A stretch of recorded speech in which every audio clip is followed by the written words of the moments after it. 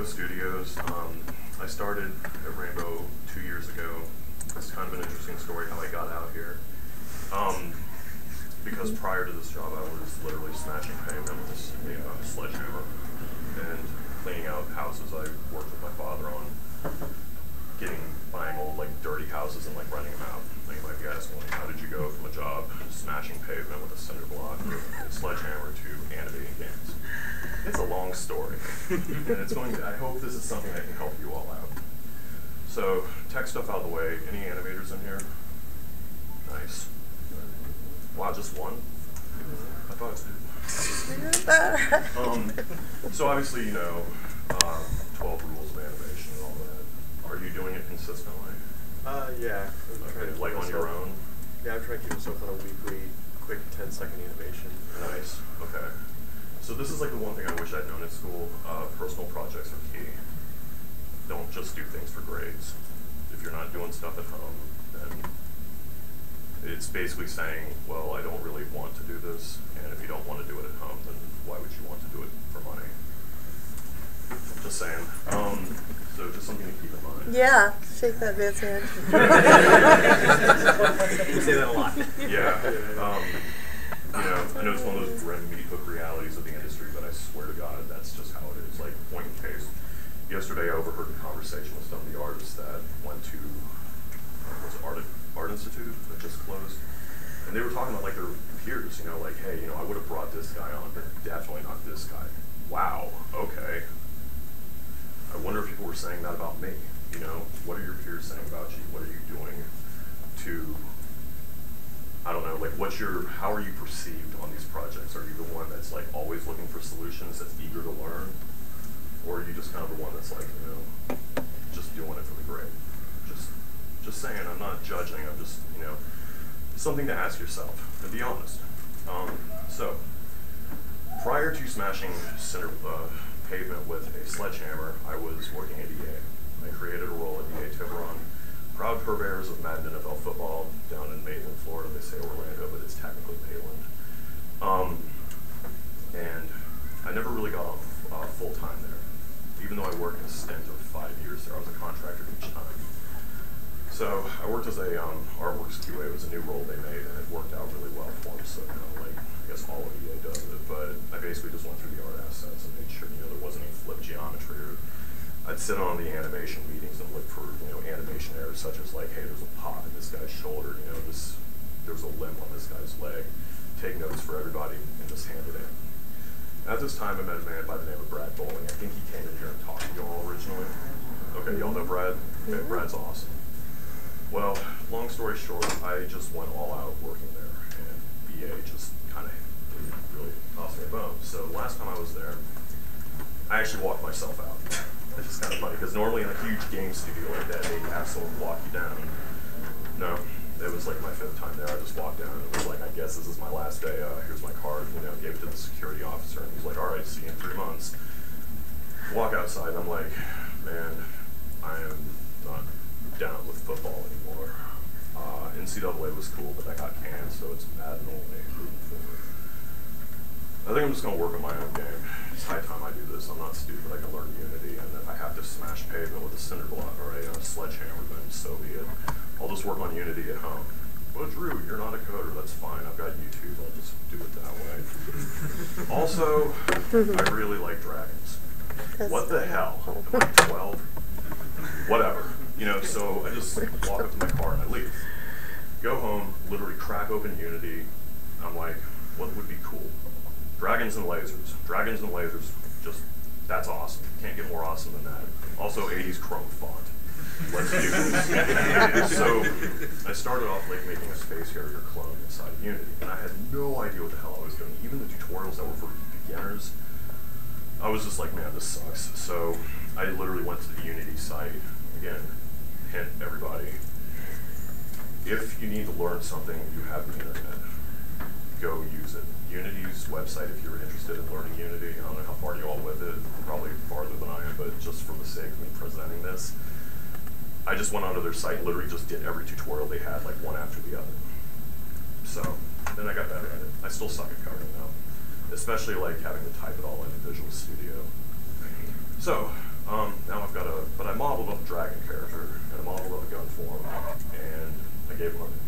shoot lasers. Cool. If you want to see that, actually, it's, I guess, Simple AI. This is actually the newer version of that. This is something I was working on like this year, but this is like where I got to with it. This is all in Unreal. So he's controllable, there's audio,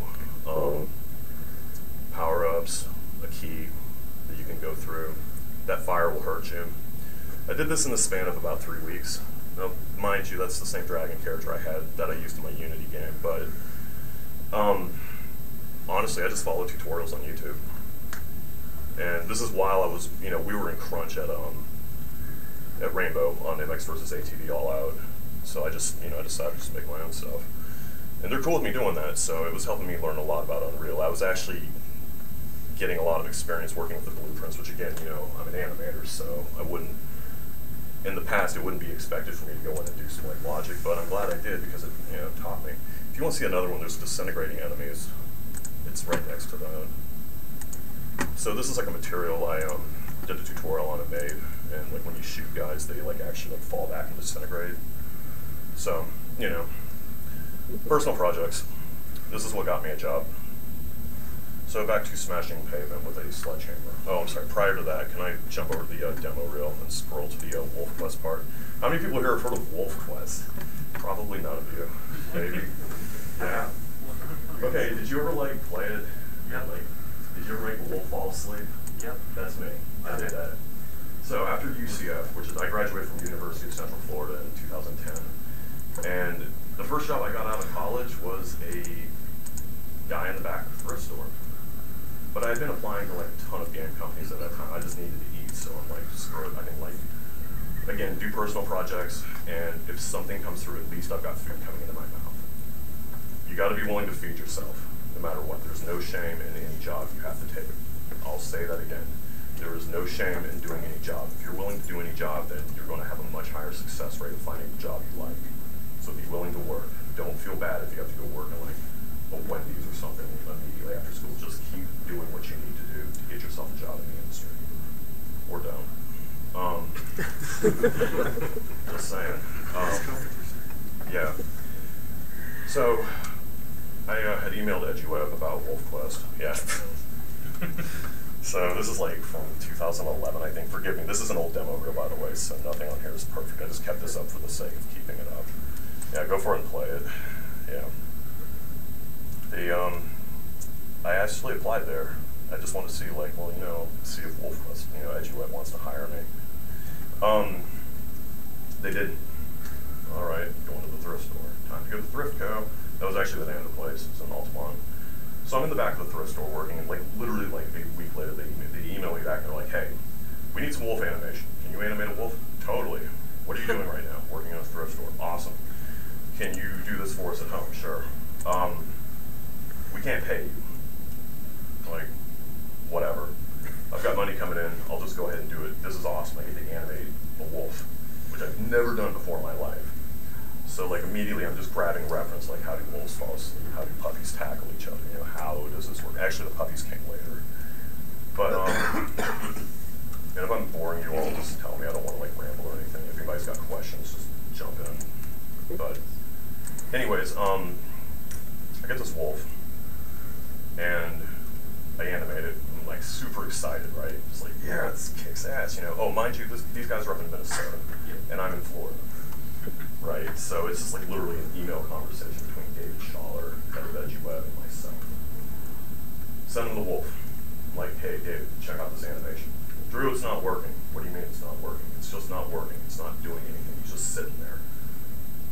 Well, okay, so I'm like doing a conversation between like myself and David Schaller, and it turned out there was a discrepancy, right? A communication error between the version of Maya I was using, the version of Unity they were using. So, I'm not proud to admit this, but I had to go acquire the copy of Maya that was compatible with Unity and make it work. So the wolf works. It's like, this is fantastic. Let me pass this off to the panel of capital W, capital E wolf experts. These were the people that ran the Eli, Minnesota, like wolf refuge thing. And so they were checking it out. They were like, Drew, this is great, except for one thing. Wolves don't yawn when they stretch. Really? Here's 15 videos proving that. I felt like an idiot. You know, so this is another thing. Use a ton of reference. Don't be ashamed to. In fact, you need it, especially if you're animating. Yeah, it's true, man. You need it, but it applies to everything. So I fixed the animation on the Johnny Lucas, took the animation off, sent it back to him. Like, great. Let's animate some puppies. Okay. So now I'm animating puppies. Except that they don't work now. Same thing, Drew, these puppies don't work. What are they doing? Well, one of them looks like his foot got nailed to the ground and it's flying around like a whirling dervish. My response, please send a video so I can research this issue further. And I'm like just trying so hard not to laugh on the other end, but I'm wondering what the hell is going on. They send it back. Turns out the rigs were busted. So I ended up having to like re-rig all these characters and then send them back, which is good for me because it made me look good. But I had to explain to them like what was going on. So it's a little Wolf knowledge. People want to know that. Anyways, I got that in. That helped me get the job at EA as an art person. So now fast forward to here. Sitting in the doctor's office, Brad calls me up. Drew, what are you doing? Hanging out in the doctor's office. You want to come work in Arizona? Yes, I do. Came out for an interview, and here I am. So, here's the trick about the industry you need to know. You're going to be working your asses off. I'll say that again. This is why you need to bust your asses now so you get used to it, because today is the easy day. Just remember that. Today is the easy day. That's it. When you're an animator or a coder, you're going to be expected to do long nights. Really, it just matters that you get the work done. So just get the work done and make it look good. So, yeah, I did. Can we show off some of the animations I did? These are some the Sketchfab ones. So I did these over the past couple of weeks. You can actually play with this, by the way, if you drag it around, it'll work. So this is a takeoff. Disregard the last half of that. That was just so I could make it loop as opposed to having it like pop off the ground like each time.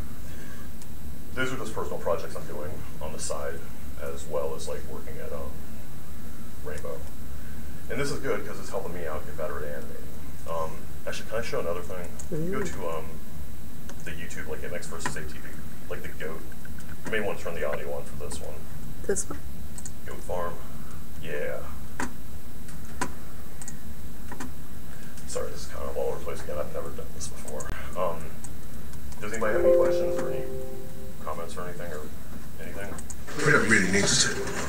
Just a bit closer. So, that was my yeah, I animated a goat for a motocross band. So, we ended up getting we had to like take it. Y'all was hunting God. Oh, you can. This was fun. So we were just sitting around talking. I was like, man, we should have a 30-second goat. All right, let's do it. Okay.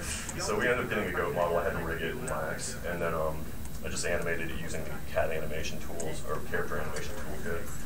But it was fun just seeing people's reactions to it on YouTube. They were just like, "What the hell?" You know, there's a goat here. One more time. Yeah. So I just animated a goat walking out, and I basically make the little cutscenes that appear. They're called scenarios that play before each time you go into an event. This was fun. You know, I've been animating riders all the time. We cut to the other one, the stunt. Most of the time I was doing this thing. This is a real stunt, by the way. There's a guy that actually did this. I only have one reference for it. Let's see if he does it.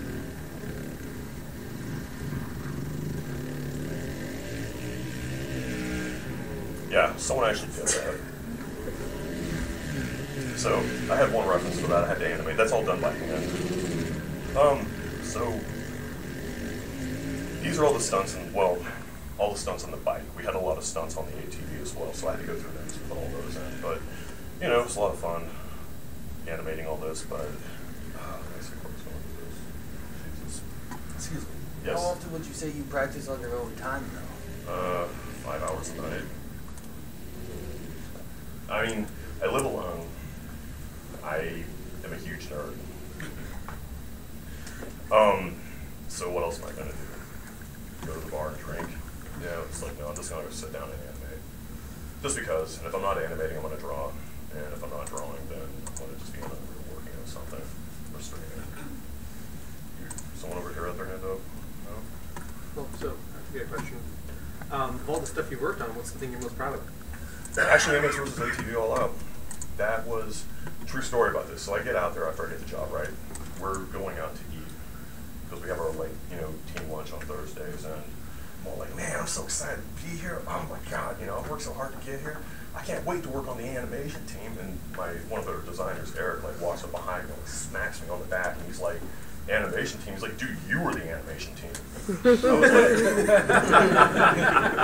like, excuse me? He's like, yeah, man, we brought you out here. We needed you. We didn't have an animator, so guess what? Have fun, dude. Like the first day I came in, too, like it was like, hi, welcome aboard, Drew. Here's a spreadsheet. Everything in green needs to be animated within the next like 3 weeks. This is non-negotiable. Okay. So, you know, I mean, at that point, it was like, well, do or die time, you know, and I found that going up against like some pretty insurmountable challenges that brought the best out in me. I don't know if that works for everybody, but it lit a fire under my ass, that's for sure. I just moved out here. I had a crazy Russian moving company, like basically just steal all my consoles or break my TV. And then when I got my stuff, the guy that was in there was brandishing this old like Civil War era sword, like, hey, check this out, you know. Whatever. I didn't come out here to play video games. I came out here to make them. I'm not even mad about that anymore. I think it's hilarious.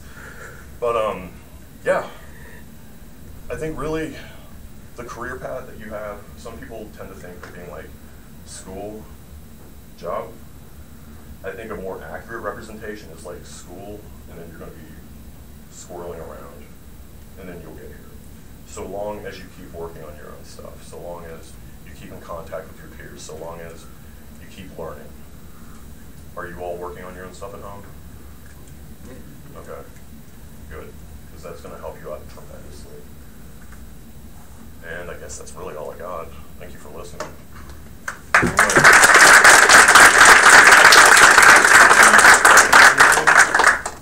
Anybody questions or yeah? So when they were like, hey, you need to make all our animations, how far along were they in the process?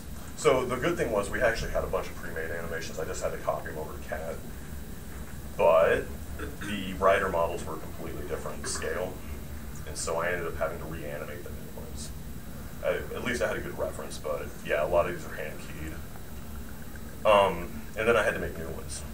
So I have one where the guy stands on his bike, and then when you go in the air, he like comes up and does this. How much animation do you put in Unreal, or like, are you doing that for any of the projects? I haven't exported a lot of them to Unreal, mostly just in Unity. Okay.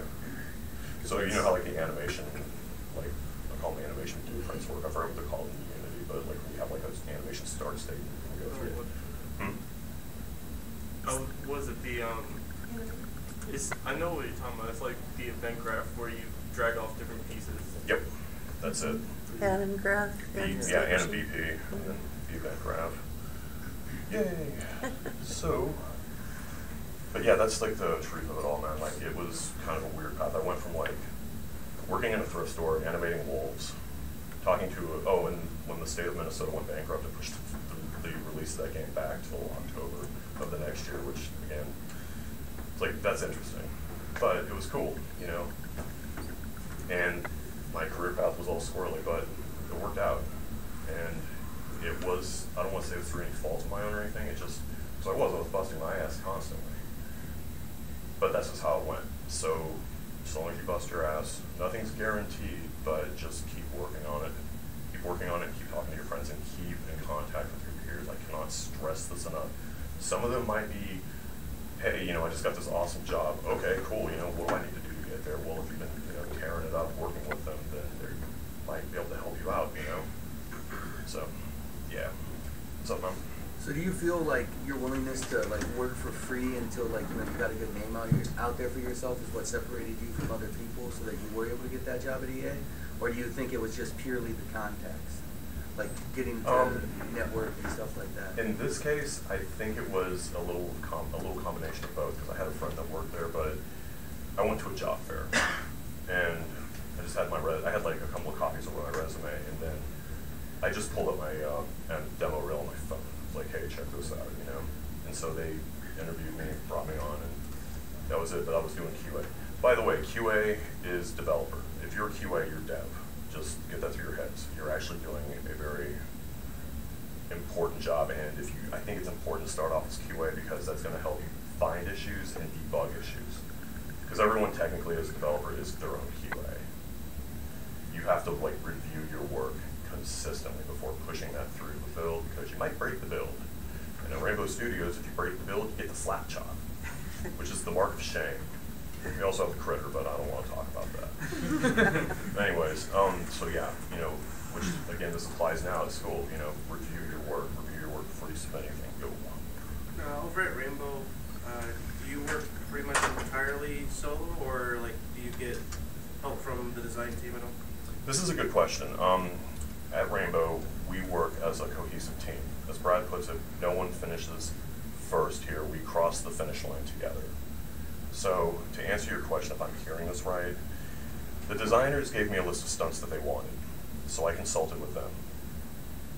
And there's a lot of back and forth between there. It's not like, I'm the animator, I'm going to go up on my tower and go animate, don't bother me. You know, it's not that way. I need to keep things open. And if I see like an issue, then I report it to them, or I see what it is and I try and fix it, but I make sure everybody else knows. Same thing with everyone else. You know, they try and keep me in the loop as well. We just found a bug actually in Monster Jam, which is the project we're working on now, where there was a truck floating in the air, and surprise, surprise, that was on me. So I went through there and got it fixed, but you know, if I didn't see that. If they hadn't have seen that, then it would have still been there. You know, so does that answer your question?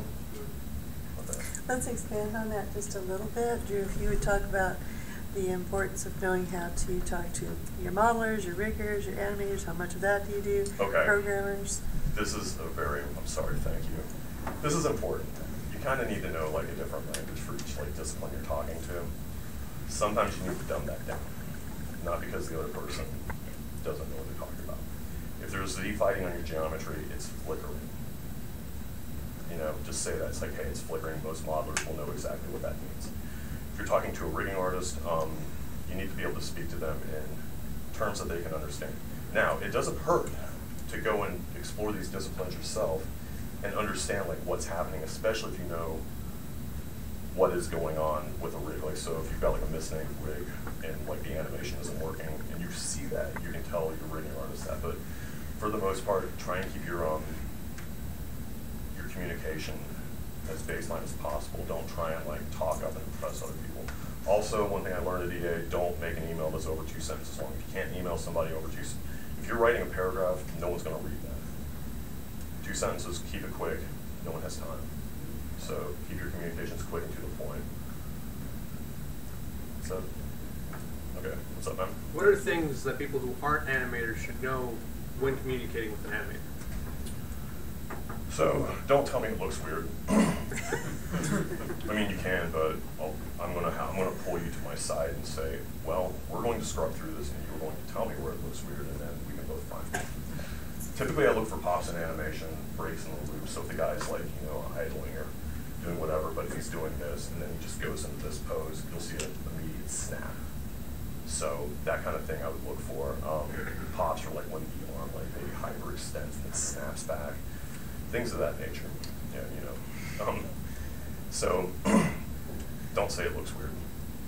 But if you can't like explain it more than it looks weird, then be willing to sit down with the animator and go through it with them and then point to it. I can tell you this from experience, sometimes it's so easy to get deep in the weeds that, you know, we need to take a 30,000 foot view and see like what it actually looks like, and that's where other team members can come in handy. Go. John. Sorry. John's been raising his hand. Oh, okay, sorry. What's the thing you enjoyed animating most? I enjoy animating everything, to be honest. I think it's just fun. I love characters though. Oh, can you pull up that skeleton? Sweet. So we got a guy at Rainbow who's also working on his own project. He's a coder. He needed animation, so I animated a skeleton for him, climbing out of a crypt. And this is just something I did for his gang. You know, he's got it in Unreal now. It looks really cool, I think. But yeah, I love doing characters, but if I can move into like something else, like maybe something inorganic, and yeah, I'll do it. But bipedal and quadrupedal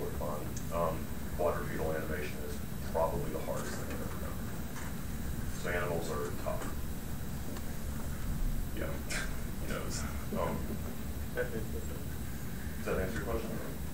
Okay. You say that you got to work a lot in the industry, more so than we do now. About like how much content do you guys push out per day? That's I wouldn't ask the question like that. I would ask it like this. How much content do you need to get into the build by the end of the milestone? Here's the task we have. Here's what needs to be done. We've all sat down and agreed upon this, with the leads, the designers. We go back and do it, and then at the end of the milestone, we have what's called a code log, which means at that point, nothing else can be checked in because it's going to be a risk to breaking the build. We review it, we see what gets in, what doesn't, what works, what doesn't. The most important thing, especially at the beginning of the project, is just to get it in, because you can always fix it later. So, in terms of how much work, a lot. Yeah, a lot. I don't know any way to gauge that other than a lot. So, yeah. Did I miss anybody?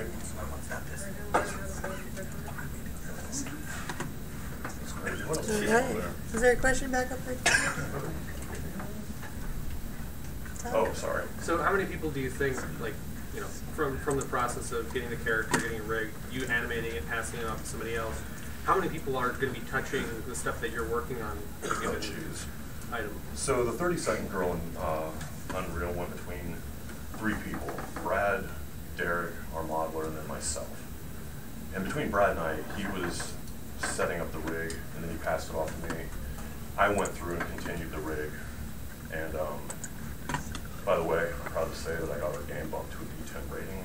It's an animated boobs. Yeah.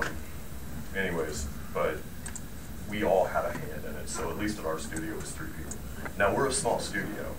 If you're at a small studio, you're not going to be as much a generalist as you are going to be a jack of all trades. So if you're at a bigger studio, then you're going to be expected to basically be perfect at what you do because you're going to only be working on that. Smaller studios, though, not so much. You need to be able to jump in and help out where you can. So, anybody else? No? Question for you. Can you tell us a little bit about the culture over at Rainbow? I guess. So, yes, that's a good question too. We're very family oriented.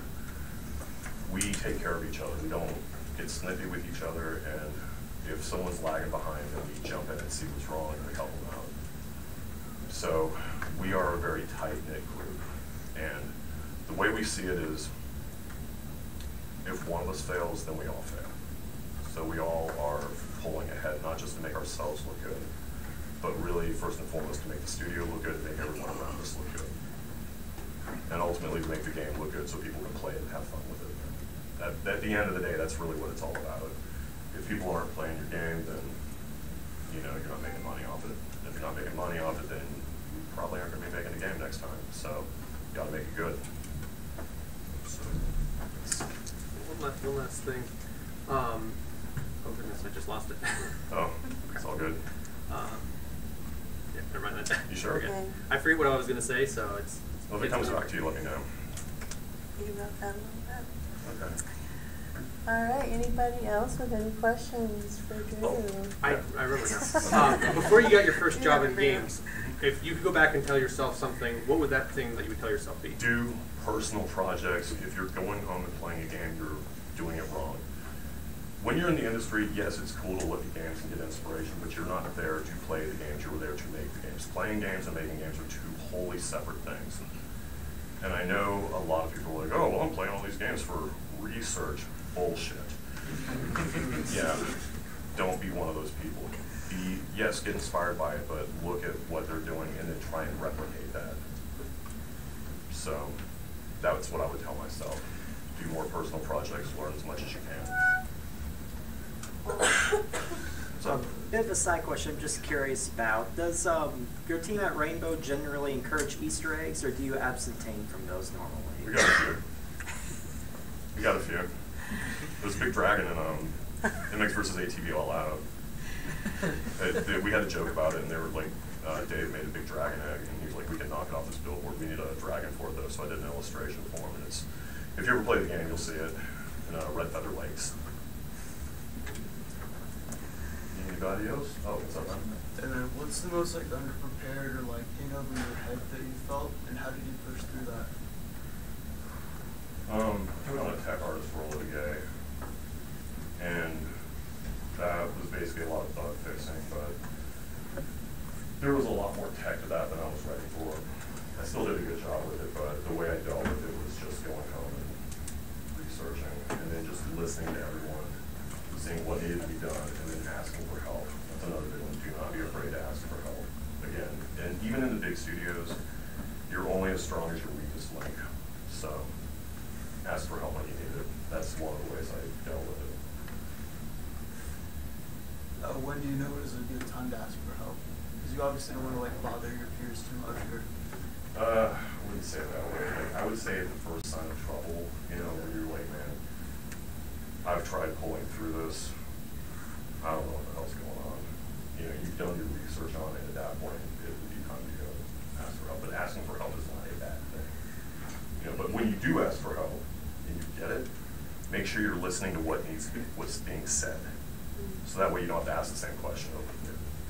That's when it sucks. Yeah. What else? I'm good. Jude, thank you. Actually, one last thing, real quick. When you were at EA, which bands were you on? Oh God. Actually, the one that came out on. Actually, this might be easier. Were you there when it was 2000 or 2001? No. Okay. Because our shareholder for Gray Area, he was at EA and he worked on 2000, 2001. Oh, really? What's his name? Doug Doyne. Okay, I don't know him. Yeah, I happen to know Steve Merca because he was over at EA a while ago. Yeah. Steve, he teaches Isn't he the online version of this class right now, right? Yep. That's a great point. This industry is super small. The world's already small enough as it is. This industry is even smaller than that. So this is why it's key to do your own projects and to keep motivated and to not be a slacker. Because people remember you as a slacker, you ain't getting a job. So. On the topic of motivation, if you're struggling with to be motivated on something, what are some techniques you've come across? Find something you really dig.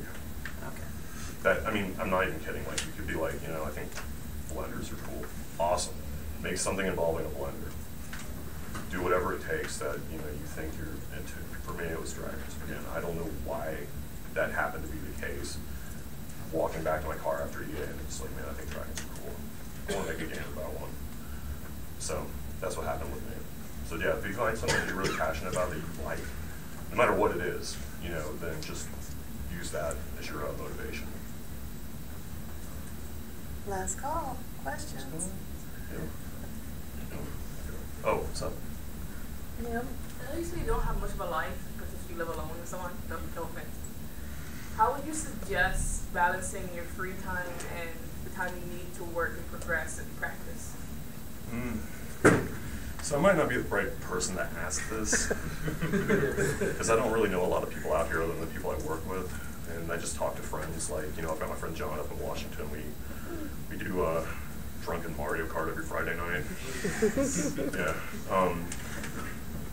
Not saying y'all should do that, but for me, I try not to burn myself out. But I mean, I think like between 3 to 5 hours a night, then I'm good. But one thing I do know is that when I start getting tired, I know that's when I start making mistakes. So for you all, if you find yourself getting sleepy while you're working, and it will happen because this is a very taxing process, no matter what discipline you're in, take a break or do it. Just continue tomorrow. Because if you don't, there's a higher risk of you making a mistake and breaking it. Then you really do have to go back and fix everything. Does that answer your question? Yeah. Okay, funny story. Being that I'm not too much of a social isolationist, back when I was in Florida, me and my friend Kevin and Tanya, we were like the gothest of goths. This is back like 10 years ago. Anyhow, we all decided to go see Skinny Puppy and Tweaker up in Georgia. And, you know, we're driving back. Kevin is the fancy vampire goth. Tanya's like Morticia, and I'm like the scary looking cyber goth. Spikes everywhere, you know. And then we got Jamie. Jamie's the normal one. We're going down the highway. Kevin's like, hot damn. You know, we see a billboard for Cracker Barrel. Kevin just, hot damn, I'm being in for some biscuits. and just Texas dives over to the exit to go get some biscuits. At this point, Tanya's like losing her mind. Kevin, I swear to God, we're not going to Cracker Barrel. You know what they do to people there? That place is horrible. Kevin's response, it's cool, Tanya, we're not going to Cracker Barrel. We better not be going to Cracker Barrel, Kevin. Now we're going under the overpass. Kevin, I swear to God, are you going to Cracker Barrel? No, Tanya, it's cool. We're clearly going to Cracker Barrel. We're getting closer. Tanya's becoming more and more hysterical. Now she's like swearing up a storm. I can't repeat any of that here. Are we going to Cracker Barrel? No, Tanya, it's cool. We're pulling into the parking lot of Cracker Barrel. No, now she is absolutely livid. Like, imagine like Morticia Adams just like losing her mind screaming, and Kevin's just kind of like driving, you know, calmly, just nonchalantly. Now we're getting out of the car. Kevin, I swear to God, we're not going to Cracker Barrel. And he's like opening the door for her now as we're walking into the Cracker Barrel. So now we're at the Cracker Barrel. On top of the fact that everyone is horrified at the fact that I guess we look like the biggest devil worshippers on the planet. And then there's Jamie the Normal, and thank God she was there. We're sitting there eating, and Kevin was right. Those biscuits are good. I wouldn't normally go there, but man, I didn't realize I was fiending for some biscuits too. And we all look over at Tanya. She's got a plate full of waffles. She's poking at them. Kevin's like, yo, Tanya, you all right? She's like, I swear to God. She answers, unironically, I refuse to eat these waffles of intolerance.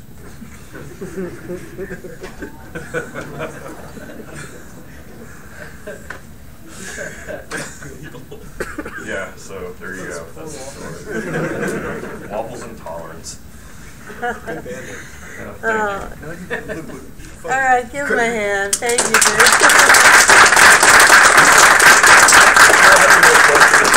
If you have any more questions, like text up, or you have any animation questions, feel free to hit her up. Fantastic. After this, can I ask you a few animation questions? Because I'm actually working on a dragon thing right now. So yeah. Yeah, I know a lot of you want some hey, time. how to rig wings. Exactly. Oh, wow. Yeah, I'm still trying to figure that out myself. What I did